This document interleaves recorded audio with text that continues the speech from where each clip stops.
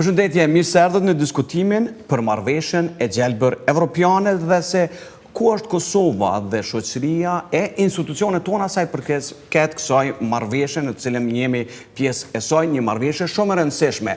Më në fund, jo vetëm në Kosovë, por edhe në rajon, po kthehen tema që kanë të bëjnë me mjedisin, ambientin dhe shëndetin në përgjithësi. Për të diskutuar për këtë tema, së bashku jemi me zotrin Miran Vatovec, përfaqësues i zyrës së Bashkimit Evropian në Kosovë, mirë se erdhët. Linda Qavdërbasha, zëvendës ministre në Ministrinë e Mjedisit, Planifikimit Hapësinor dhe Infrastrukturës, mirë se erdhët, dhe Rinora Gojani, përfaqësuese e organizatës Balkan Green Foundation. Përshëndetje, mirë se erdhët. Atë mirë se erdhët në këtë diskutim ku do flasim për çështjet që ka të bëjë me marrëveshjen e Gjelbërt evropiane. Po nisim prej juve, zotri Vatovec. Bashkimi Evropian, Kosova dhe marrëveshja e Gjelbër evropiane. Si është për publikun me shpjegu sa është e rëndësishme kjo marrëveshje dhe pjesëmarrja e Kosovës në të? Thank you very much. First of all, thank you very much for the invitation and to take part in this panel. I'm happy to be here. Maybe just a few words before I start answering about Climate Diplomacy Week. This event is organized within the framework of Climate Diplomacy Week, which is a global event where all the EU delegations in the world are participating and are obliged to organize excuse me, the event about raising awareness and about bringing the people knowledge about the climate change challenges. So this week will last from 11 till 17 October in Kosovo. It's starting from next week? Next week, exactly. Okay. There will be numerous events. The program is under preparation, and we will be informed about on our website and our social media. So. You are asking about the Green Deal. Green Deal is one of the ultimate goals of the European Union. It was adopted last year by the new Commission. When it started work, they presented the Green Deal as one of the key goals of its Commission. And the ultimate goal is decarbonization and to become the European continent to become climate neutral by 2050. Mm-hmm. For this goal, numerous additional initiatives within this framework were adopted and are, in fact, going to be adopted continuously. One important milestone here is Fit for 55 package, which was proposed on 14th of July this year. It consists of numerous legal proposals, which some of them new, some of them will be amended. And it sets the ground for the climate transformation of the European Union. So before that, it was adopted climate law, which was one of the first climate laws in the world, which obliges European Union member states to take concrete actions for achieving those goals, decarbonization, climate neutrality. And since we are not alone in this continent, we have partner states, we are aiming to assist or to encourage our partner states, which Western Balkans partners are, Kosovo included, of course, to take an active role here. And for this, we are planning the financial assistance, we are planning knowledge transfer, exchange of expertise, and we are assisting the Kosovo authorities with the preparation of strategic documents and legal acts. This is one aspect. Another is consultation with civil society. This is for us very important. We are consulting civil society organizations prior to the important events like subcommittee meetings of SAA cycle, SAA Stabilization Association Agreement cycle, where we have numerous subcommittees for the most relevant for climate is INTPA, which is on energy, transport, environment and regional development. So we are meeting once per year, once in Pristina, once in Brussels. Okay, this from during pandemic we had virtual meetings. Hopefully next year we'll be meeting physical, and there are jointly agreed conclusions which are then implemented in following year by the Kosovo authorities. So this is in short where do we stand? What are the activities of the government? We are expecting. We will continue with the new government since they are 6 months in the government. Zonja Qafdërbasha, dëgjojmë perspektivën e Bashkimit Evropian, strategjitë, aspektet e ndihmës, perspektivat, komunikimi edhe me shoqërinë civile, edhe me aktierët tjerë relevant, ndihmat, facilitimi. Por ku është Kosova dhe shteti jonë dhe qeveria jonë sa i përket një marrëveshje kaq të rëndësishme? Prej momentit që keni ardhur në pozitë në pushtet, ju e keni trashëguar këtë marrëveshje nga qeveria, por natyrisht institucionet janë të Kosovës. Sa është e rëndësishme fillimisht për Kosovën kjo marrëveshje dhe a jemi na gati për një marrëveshje të tillë? Marrëveshja e Gjelbërt evropiane është një strategji e cila ka për qëllim transformimin e shteteve të Bashkimit Evropian, mirë po dhe shteteve të Ballkanit Perëndimor, ku këtu do të ndikoj që shoqëria të bëhet më moderne, të bëhen resurset më eficiente, edhe deri në vitin 2050 të kemi një shtet me karbon neutral. E gjithë kjo për të përmirësuar mirëqenien edhe shëndetin e qytetarëve të gjitha shteteve të cilat janë nënshkruese të kësaj marrëveshje. Kosova natyrisht që është e gatshme që të jetë pjesë e kësaj marrëveshje dhe për një arsye është nënshkruar kjo marrëveshje. Mirë po, kur vjen puna të zbatimi dhe të implementimi i kësaj marrëveshje, natyrisht që do të jetë sfiduese për shtetin e Kosovës. Për çfarë arsye? Kosova si fillim duhet të fillojë edhe të adaptojë ligjet edhe strategjitë të cilat i ka, e kjo natyrisht vjen edhe me ndihmën e Bashkimit Evropian, edhe këto ligje duhet të bëhen në përputhshmëri me ligjet e Bashkimit Evropian. E pastaj duhet krijohen plane konkrete me anë të cilave do të implementohet secila strategji, secili ligj dhe secili projekt i cili do të parashihet në këto pika. Fillimisht, për me ju përafru legislacionit BE-s, Ministria e Mjedisit, Planifikimit Hapësinor dhe Infrastrukturës, natyrisht që është duke punu në këtë aspekt, ku është duke ndihmuar në plotësim ndryshimin e vlerësimit ndikimit mjedis, vlerësimit strategjik mjedisor, ligjet specifike për ligjin për mbrojtje nga ajri dhe ndotja, ligjin për mbrojtjen e natyrës, ligjin e mbeturinave, ligjin për kemikate edhe aktet e tjera në ligjore. Kur vjen puna te pjesa e mbeturinave, në fakt jemi duke punu në këtë aspekt edhe është miratu strategjia për mbeturinat të integruara, për menaxhimin e mbeturinave të integruara, edhe një plan i aksionit për këtë aspekt, ku këtu përfshihet ekonomia qarkore si një ndër pikat e zbatimit të marrëveshjes së Gjelbërt. Përveç kësaj, në këtë strategji ka projekte konkrete me anë të së cilave Ministria është duke vepruar në reduktimin dhe funksionalizimin e ekonomisë së Gjelbër qarkore. Po e përmendi një projekt, për shembull, që jemi të punu, është sistemi i kthimit depozitave, apo Deposit Refund System, që është i zhvilluar edhe në shtetet e tjera të Bashkimit Evropian. Qëllimi i këtij projekti është reduktimi edhe riciklimi i shisheve të xhamit, shisheve të plastikës dhe shisheve të kanaqes, ku qytetari do të paguajë një depozit në këtë rast për këto shishe dhe në fund ai depozit do të kthehet prapë te qytetari. Natyrisht që do të bëhen edhe marrëveshje me bizneset të ndryshme, ku këto mbeturina do të zvoglohen, do të riciklohen edhe nuk do të përfundojnë në deponi apo në vende të tjera në mjedis, siç kanë përfunduar deri më sot.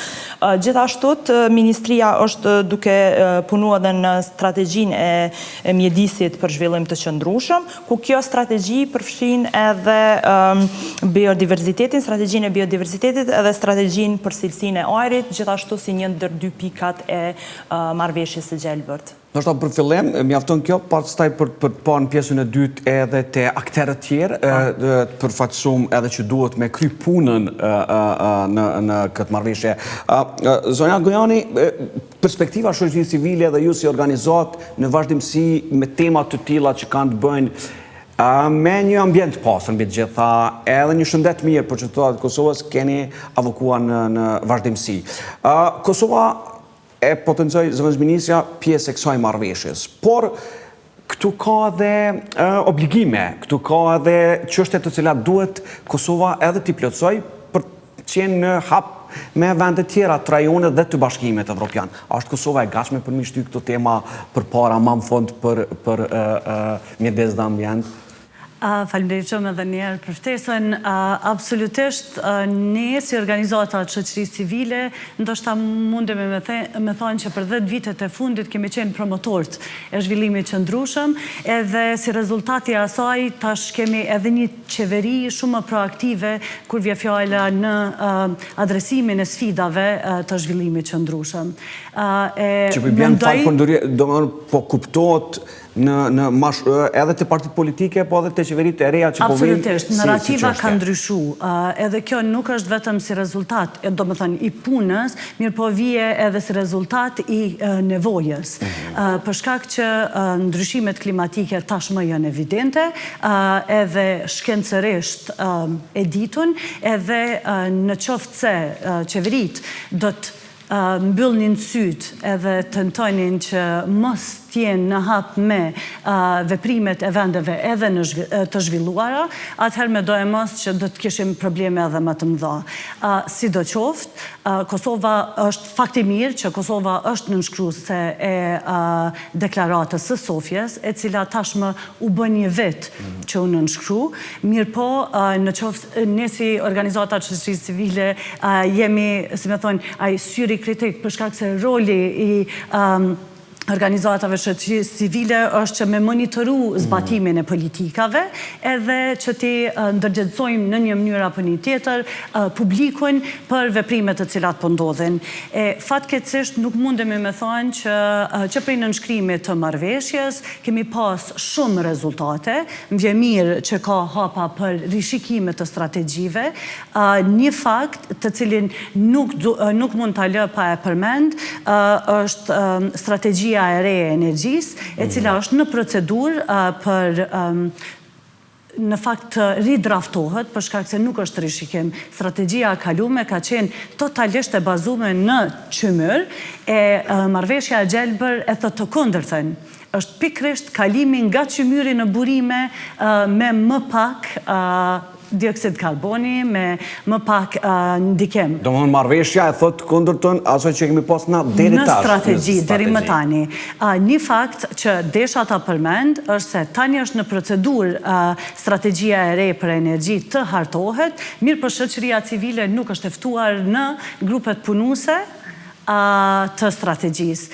Kjo le të jetë, do me thënë, si një kritik për qeverinë e re, e cila mendoj që do duhej të hapte dyert në mënyrë që transformimi të jetë gjithëpërfshirës edhe diskutimi... Edhe të ketë transparencë në proces. Absolutisht, dhe diskutimi mos të bëhet vetëm në konsultime publike, mirë po të bëhet edhe brenda, në mënyrë që shoqëria civile ta ofrojë gjithashtu ekspertizën e saj, e jo vetëm të mvaremi në asistenca teknike të cilat vinë nga donatorë të tjerë, mirë po të shfrytëzohet edhe kapaciteti i brendshëm i Kosovës në mënyrë që 2030 dhe 2050 të arrihet në mënyrë sa më të lehtë edhe të drejtë. Në gjuhën angleze është një fjalë që thuhet just transition.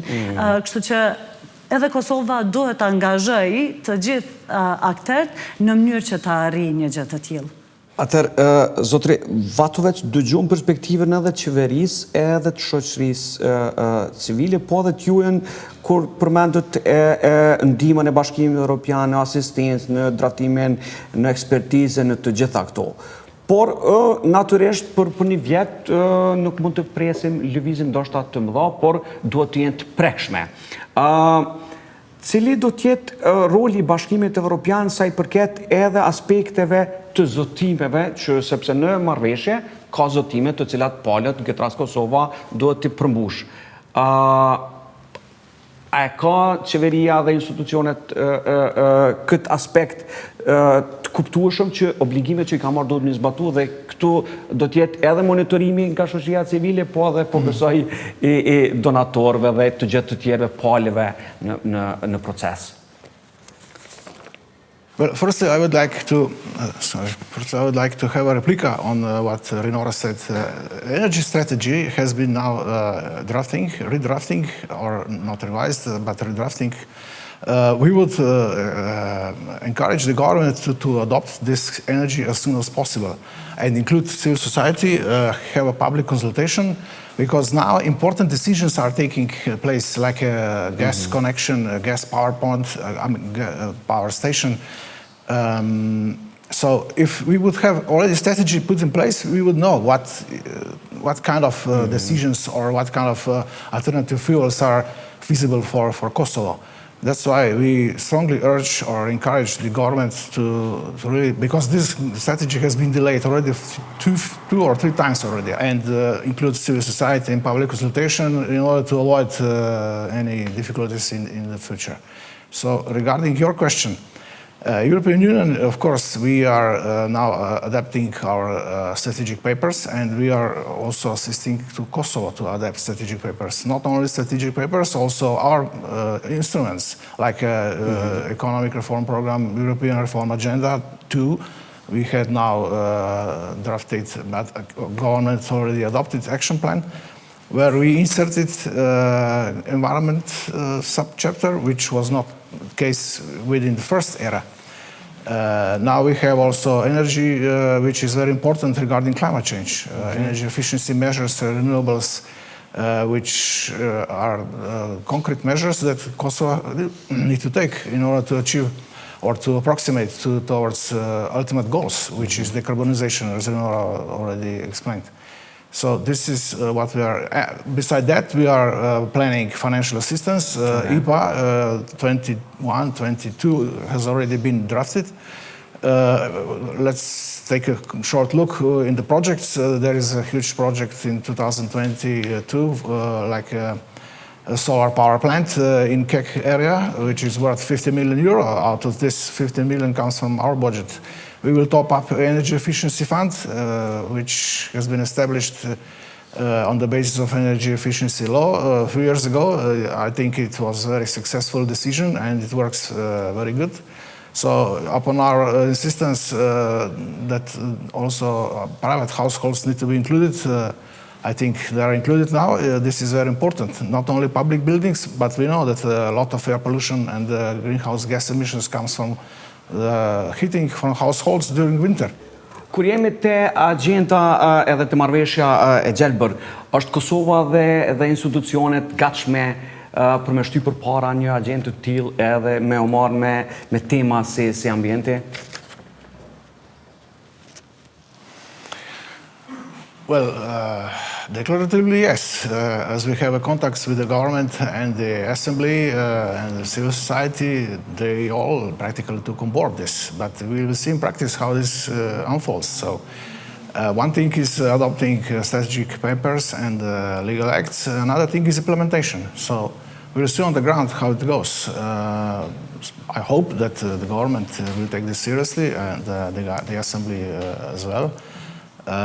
Because we count on partner states, of course, not only European Union. This will not help to the continent to become climate neutral. We have to encourage also partner states, which Kosovo is, of course. And regarding the government, we have a representative here.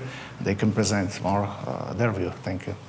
Në rregull, atëherë zona qafdërmosha përmendën edhe 2-3 aspekte edhe sa i përket rolit të shoqërisë civile në pjesë. Ka një vjet marrëveshja dhe po besoj që qeveria do t'i marrë parasysh kërkesat të cilat dalin sa i përket edhe çështjeve që duhet të jeni sa më transparent edhe të hapur për këto tema, por te kapacitetet që i ka Kosova për shtyr çështje të tilla përpara, i kemi ato kapacitete apo çalojmë në zbatim si në shumë ligje në Kosovë, ligjet e mira, të bukura, në rregull, formsohen me të rajonet dhe të Ballkanit, të Bashkimit Evropian, po pastaj ngelim në zbatim.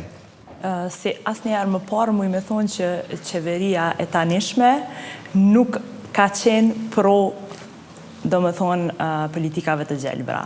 Asnjë qeveri tjetër nuk e kemi pa që ka punu shumë për mbrojtjet mjedisit edhe nuk ka punu shumë në aspektin që me bu diçka mirë për mas pari për mjedisin, pastaj edhe për shëndetin e qytetarëve të saj.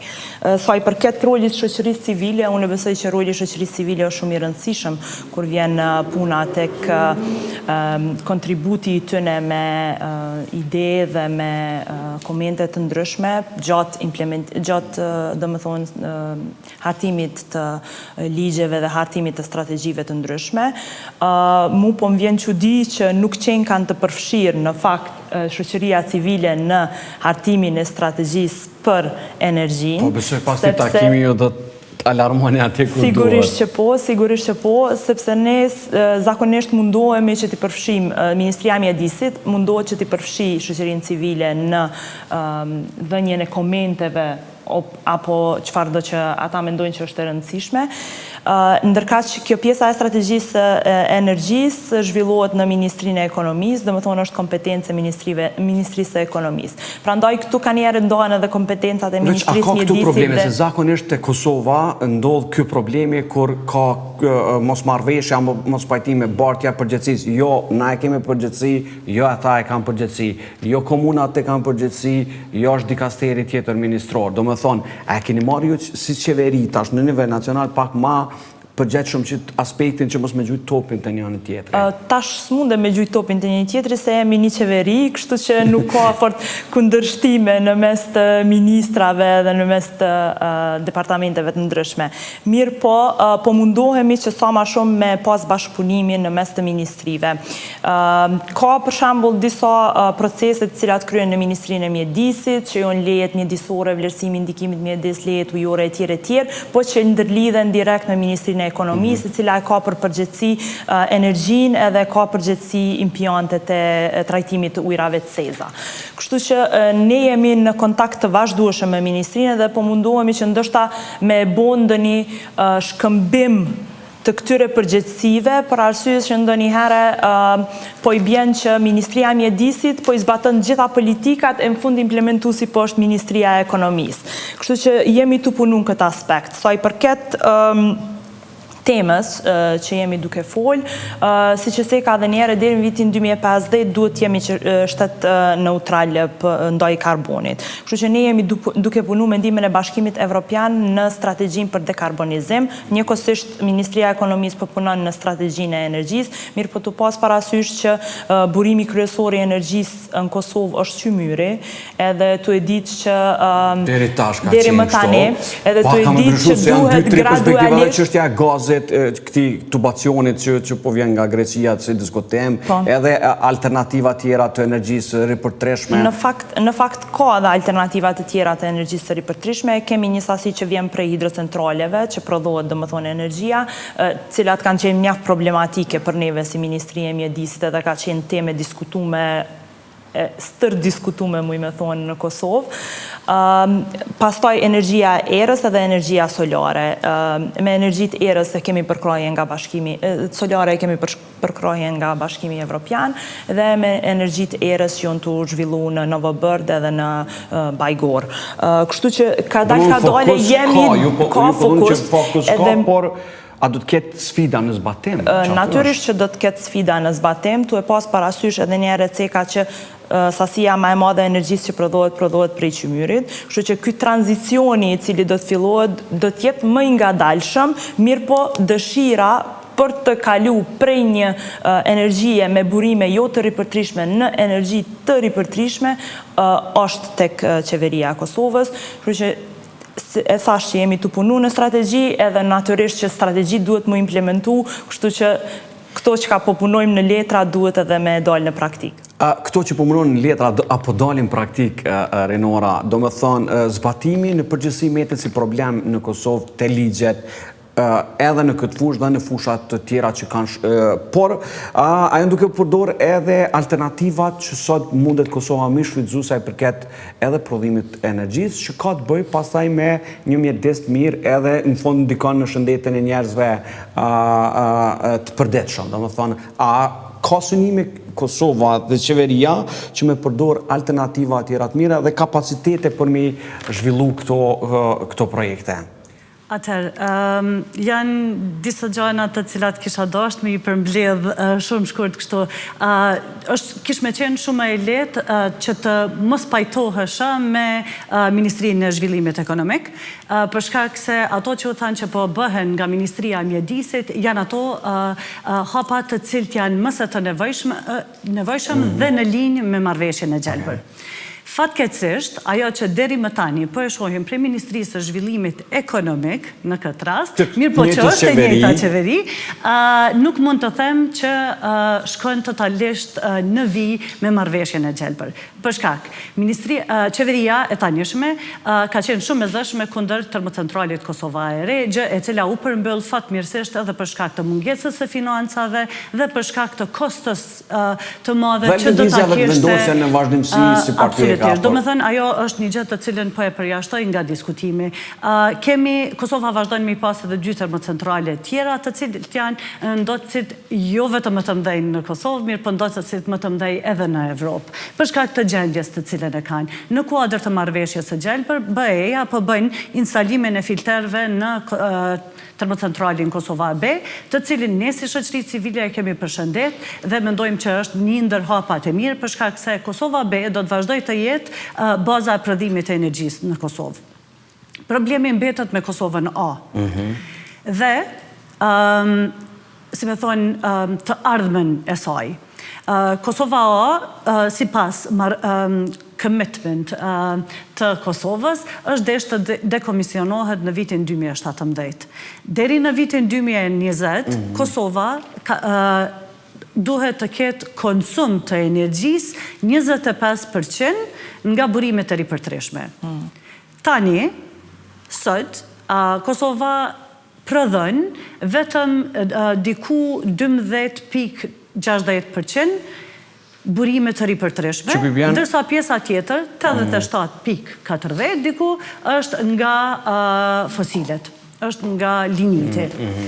Kjo, absolutisht, në qoftë se mendojmë të jashtë jetën Kosovës A, nuk është absolutisht në linjë me marrëveshjen e Gjelbër. Që po bën një farë kundërshtimi në qendrem. Do të thonë, është një paradoks në vete, në qoftë se mendojmë të kemi dekarbonizim, ndërsa mendojmë të investojmë në burime fosile edhe për një kohë të gjatë.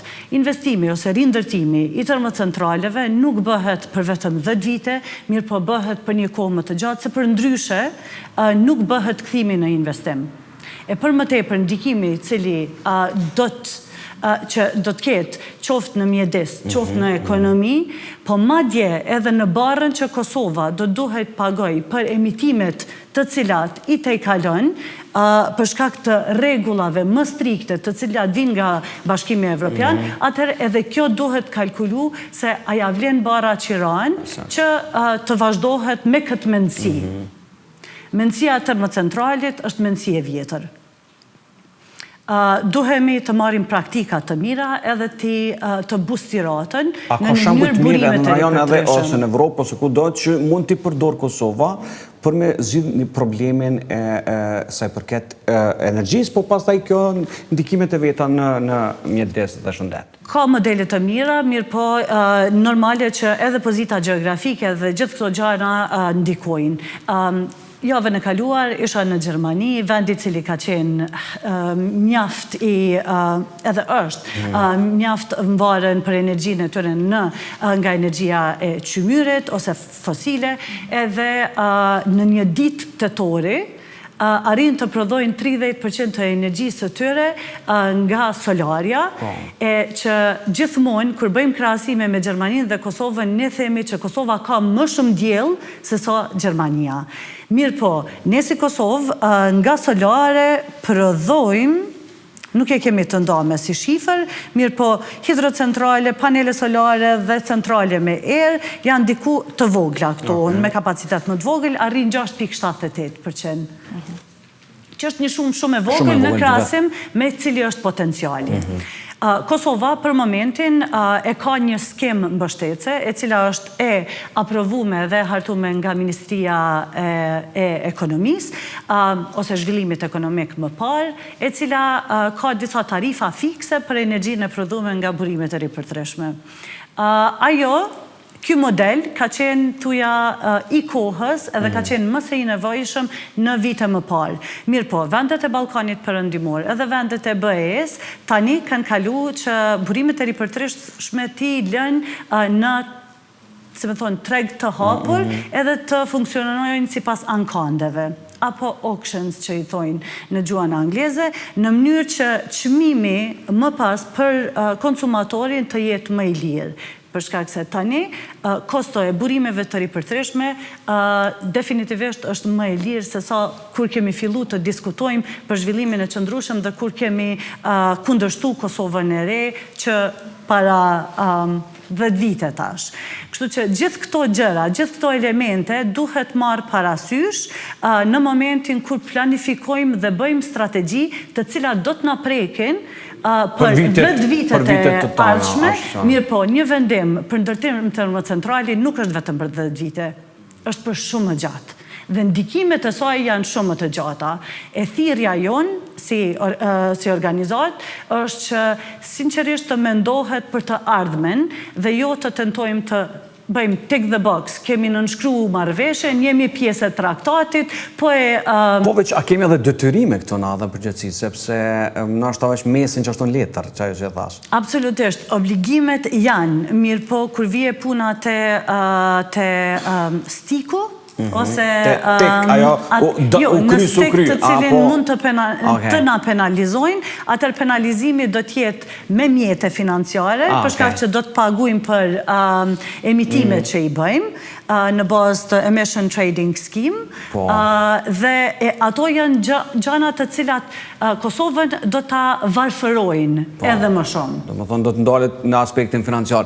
Për shkak të audiencës edhe online, edhe kohës që përna shkon shpejt, e nisëm me marrëveshjen, rëndësinë, folim për alternativat, folim për përgjegjësinë institucionale, rolin e Bashkimit Evropian.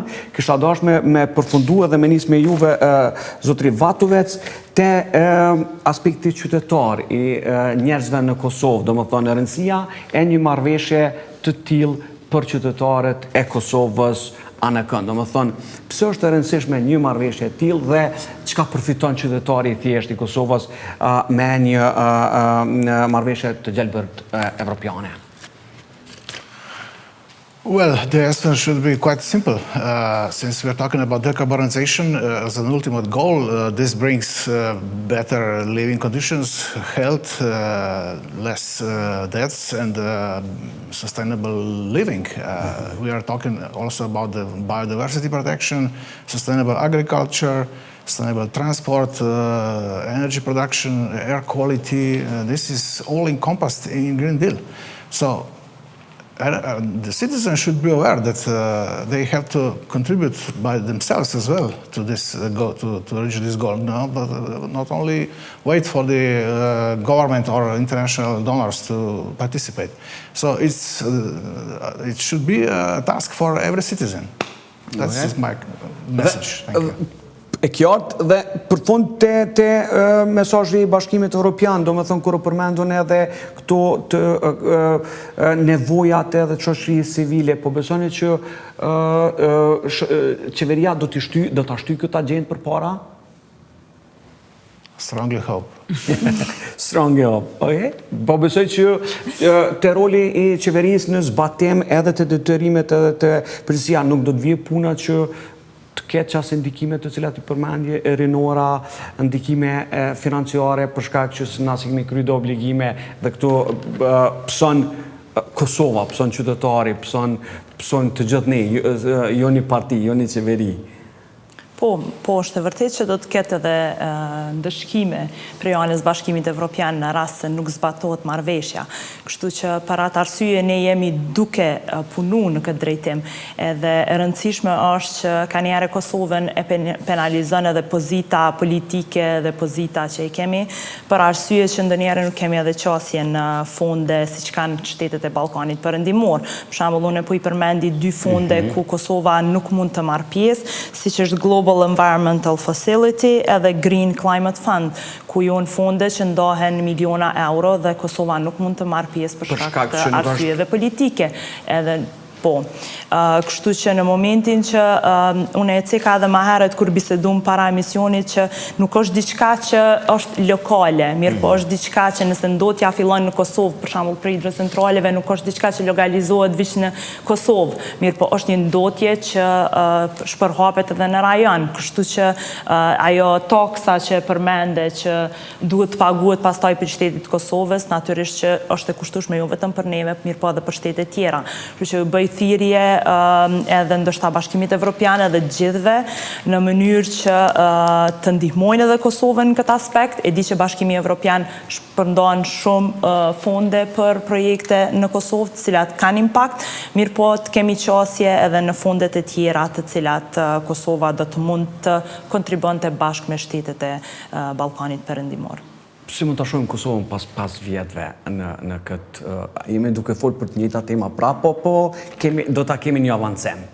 E ardhmja është e Gjelbër, ajo është e pa diskutueshme. Fakti është vetëm se me çfarë hapa do të ecim.